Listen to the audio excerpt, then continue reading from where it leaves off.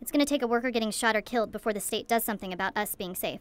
This CPS worker doesn't want to be identified, but she does want you to know the fear she and her coworkers say they face every day on the job.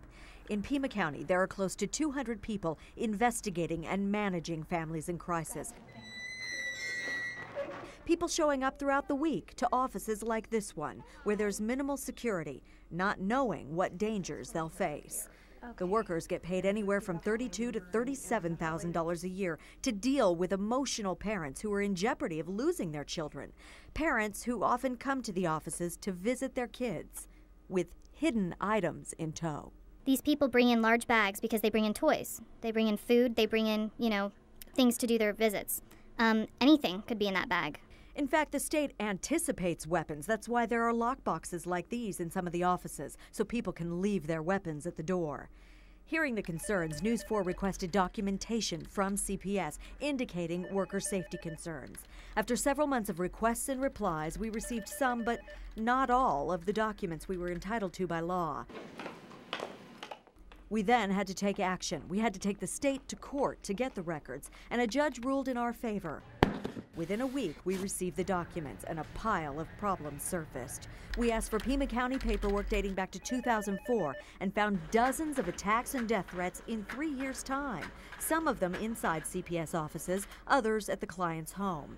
In 2004, for example, a case manager wrote she was in a car with a client when that person threatened to kill her.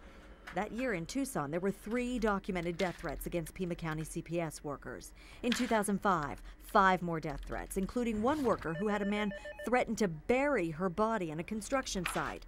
Jump ahead to 2006, more death threats. By phone, referring to his case manager, a man said he wanted to shoot her and throw her out a window. He also said, "I'm willing to go to jail over this."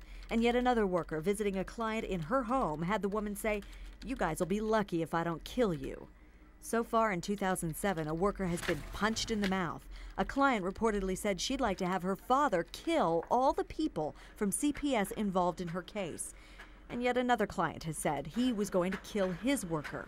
A threat so frightening that CPS employee had to be admitted to St. Mary's Hospital. We sat down with the deputy director of DES, which oversees CPS, to ask him about security.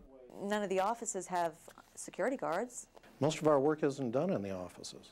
But they come for visits to the offices. Parents come, and there have been altercations in the offices. If security at the offices is needed and warranted, then we would address that. I have not, since I've been here, seen that there is an issue related to security of our staff in our offices. At the time of his interview, Ken Dybert had been deputy director for 5 months, so he may not have known about the father who said, in 2005, "I'm going to jail today," and that he was on his way to the CPS office right now. Or this incident last year where another client said he wants to shoot up the CPS building. CPS workers tell News 4 there should be armed security at the offices. In fact, as far back as our documents go, workers have been sounding the alarm that they're feeling unsafe.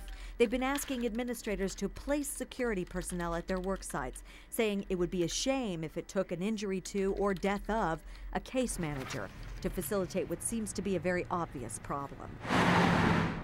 Our cameras found high-profile security at the juvenile courthouse and even the Social Security Administration office. So we wanted to know, do CPS leaders want armed security?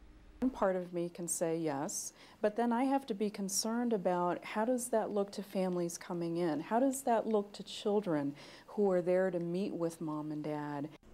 We want people to feel like this is social work. Instead of, we want people to feel like this is serious involvement. CPS employees can occasionally request a TPD officer come into an office or go with them to a client's home, but the workers say that doesn't protect them on a daily basis. They say there are vulnerable moments when workers, mostly women, are alone in a room with an angry parent, and documents show the workers are forbidden to carry weapons, even mace. They tell News 4 getting security on their turf would help them, but also the children they serve, kids like 6-year-old Angel Jacobo and 1-year-old Natalie Reina, who in December of 2004 came to this South Tucson CPS office for a final visit with their parents. It was supposed to be a supervised visit before the children were placed up for adoption. But the visit wasn't supervised, and there was no security guard on hand. The family walked out unchecked and fled to Mexico. The children, considered so endangered at the time they needed new parents, were never recovered. I think the parents would have thought twice of trying to get their kids out of the building with a security guard, as opposed to a woman behind glass in a room where she can't even see what's going on in the room that they're in.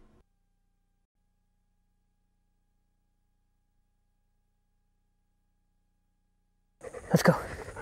This is the shadowy world of desperation and sometimes death in the southern Arizona desert, invisible to most of us. Members of the Border Patrol's Borstar unit face this raw reality every day. Unbelievable. This night, they raced to the rescue of a small group of illegals halted by heat and exhaustion. Too late for one of them. Really terrible. But it's the chance to save lives that drives Borstar agent Jesse Munoz. After a nearly 3-hour drive toward the border with him, the investigators arrive in Ajo, then head for the remote desert south of Ajo. We start the day as just regular Border Patrol agents, so you might have a day where you come in and you work 3 rescues. And then in that, every rescue is different. You might be looking for one person, you might be looking for a group of 30, so it's something different every day. The real work of Borstar takes place out here in the scorching Arizona desert. We left Ajo right after lunchtime and traveled 11 miles down this dry, dusty, desolate road, a place called Devil's Highway. To get here, a place called Camp Bateswell, which for many illegal immigrants is the only thing that stands between them and death. What we do out here is we keep 4 Borstar agents because of the remoteness of the location. We have a lot of rescues out here. And as you can see, they got everything you need to live. Air conditioning, a barbecue grill.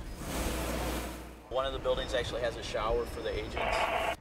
Agents spend 7 days in camp working 12-hour shifts, answering calls for medical help often miles away.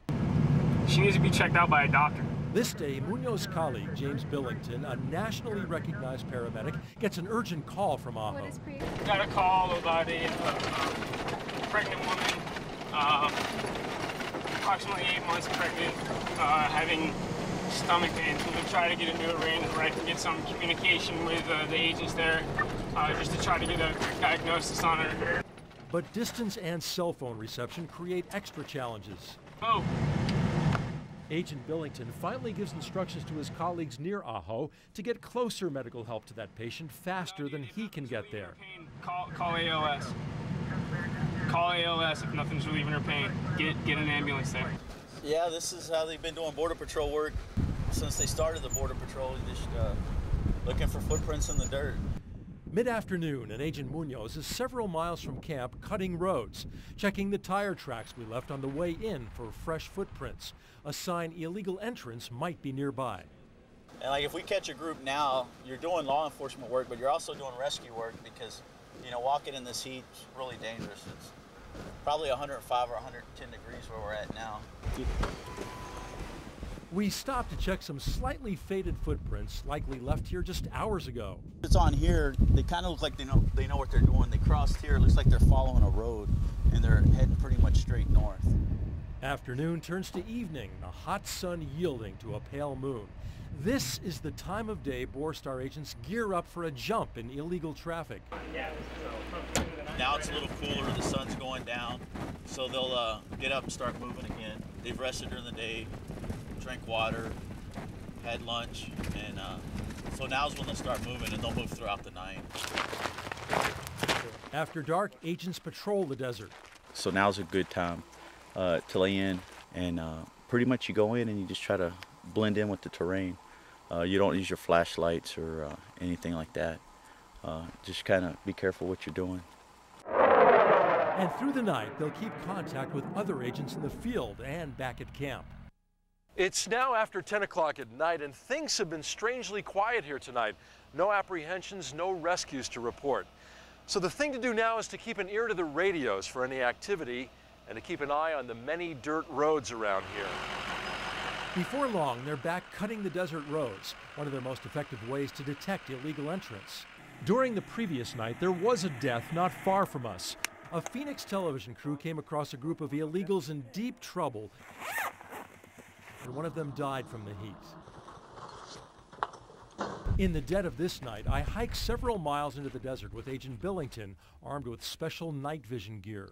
It's now about 3:30 in the morning and we're laying in with Border Patrol. We're sitting up here on a ridge above a couple of trails known to be used by illegal immigrants, just waiting to see if anybody comes by. By morning, the radios and the action start firing up. Calls for medical help come from the 3 Points area. An illegal entrant has fallen victim to exhaustion and injury. Yep. He takes vital signs to make sure she isn't in deeper trouble. How's she doing? She's doing very well. Yeah. Moments later, another call for medical help. This time, we join Borstar agent and nationally recognized paramedic Jerry Carrasco. One of them is complaining of chest pains, and also he stated he fell and hurt his knee. ¿Qué pasó, señor? Agent Carrasco checks the man whose leg was injured in a fall. It's a lot of stress, the heat, the walk.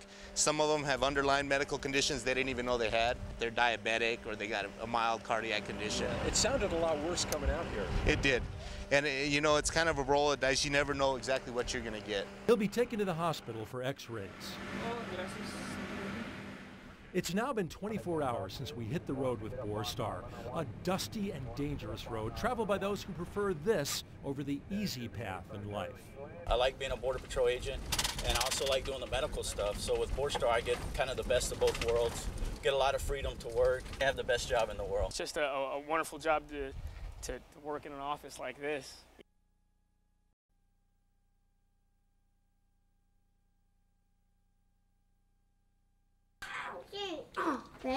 I think it's a time to buy books for the kids and for the holiday.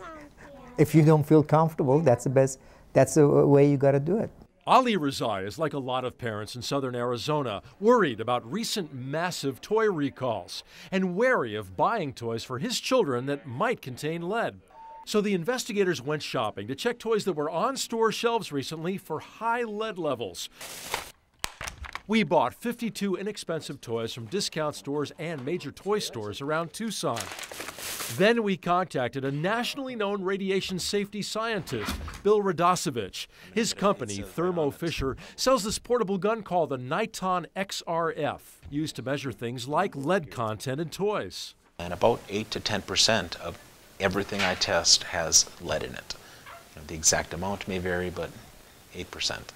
Before Bill gets to work, know that the federal government's Consumer Product Safety Commission tests toys for lead content. During their standard testing, any toy over 600 parts per million is considered too high. That's the number Congress decided on back in the 70s. We put Bill to work testing each and every toy we bought. We're seeing some lead in this one, and we're looking at about 1,000 parts per million. It doesn't take long to find an item with a high lead content. These green ornaments, our lead reading kept climbing. Bill says the coatings on some ornaments like these can have high levels of lead. Kids put ornaments in their mouth. The paint may come off and they ingest the lead. Oh my gosh. So 4,500 parts per million. No hard hat can protect you from this little guy called Clever Builder, whose head many kids would lick or taste. Don't know if it's the paint or the plastic yet. This toy helicopter is a great example of a lead-laden toy. Wow. Yeah, it looks like over 2,000. $3.99. But here's the one that really surprised us. We bought this zipper pull at a major toy retailer, the kind kids often put in their mouths. I don't believe it. Bill tests the painted tip of this item. Just the red, by catching it at the top of the scoop, I can get 12,000 parts per million. So how do toys with levels of lead that high make it onto store shelves? Well, testers of the Consumer Product Safety Commission will take a toy like this. They'll scrape off all the paint, dissolve it in acid, and get their lead reading. So even though parts of a toy, like the top, may far exceed 600 parts per million, the entire toy will often show a lower lead reading. But that system could allow toys with potentially dangerous levels of lead on certain parts of the toy to stay on the market, like the helmet on this toy, containing 8 times the level of lead that's considered safe for an entire toy. We asked the CPSC about this potential flaw in testing, but they told us no comment. We asked this Tucson lab to double-check the lead levels found in toys we tested. And they took the test a step further than the CPSC does, and their results showed the toys under 600 parts per million. Some of our toys came in packaging that didn't even label the name of the manufacturer or the country where the toy was made. We showed our test and our results to the Rezais. They're the parents of young daughters. And it's eye-opening in such a way because now I don't know what I get in, if they are safe anymore. So it just seems like you're always second-guessing yourself.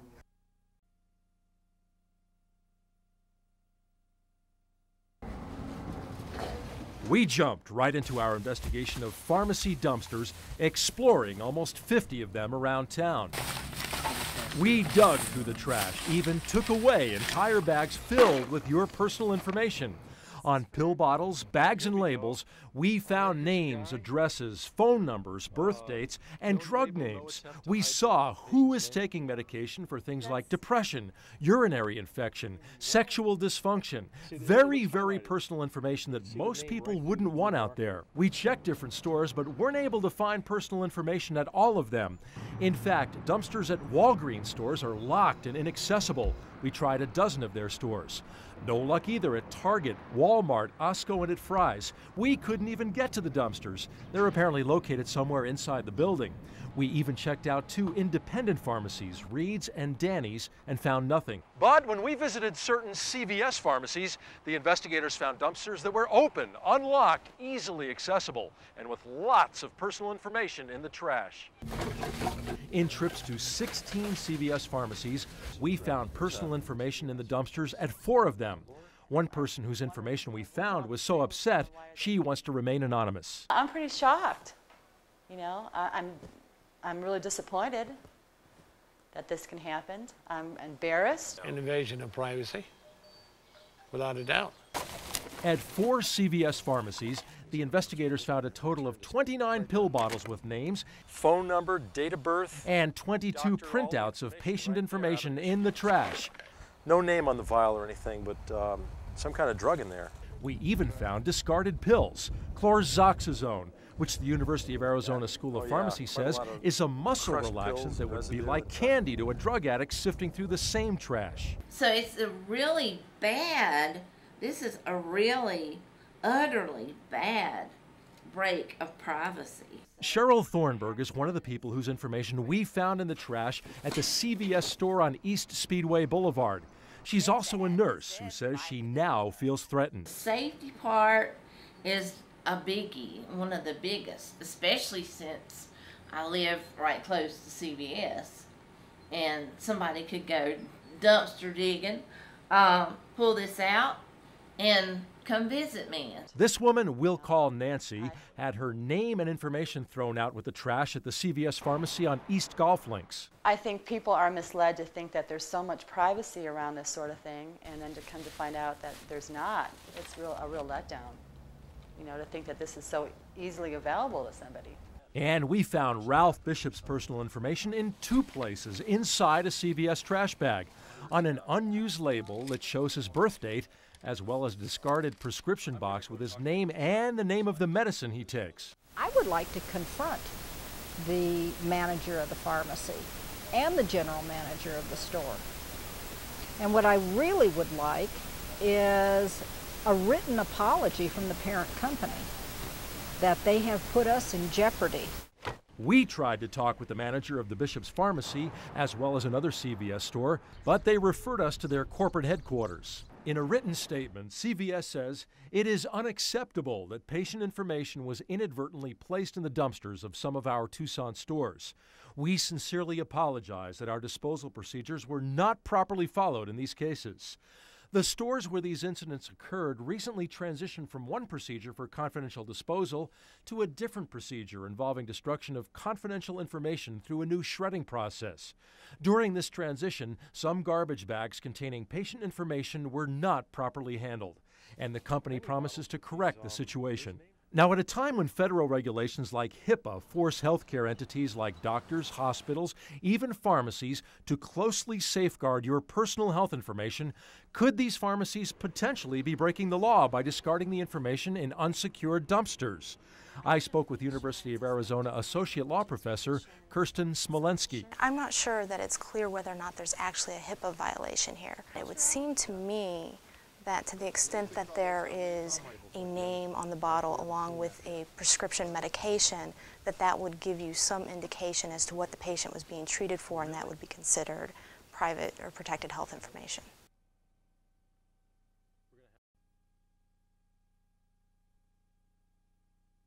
We watched a middle school student get off a school bus alone in Midtown like she does at this corner every day. Only today, her mother isn't here in time to pick her up. So the girl walks slowly down to the next corner. It takes several more minutes for her mother to show up today. What's especially alarming about this, there are several registered sex offenders living within 600 feet of where that girl got off her bus. And they shouldn't be here because, I mean, we got too many kids passing for school and everything else, and I don't think it's proper for them to be here. This man, we'll call him Juan, lives near the corner where that girl got off alone. How would you feel if your kids were still school age and they had to pass through here? I think I would have already made a problem.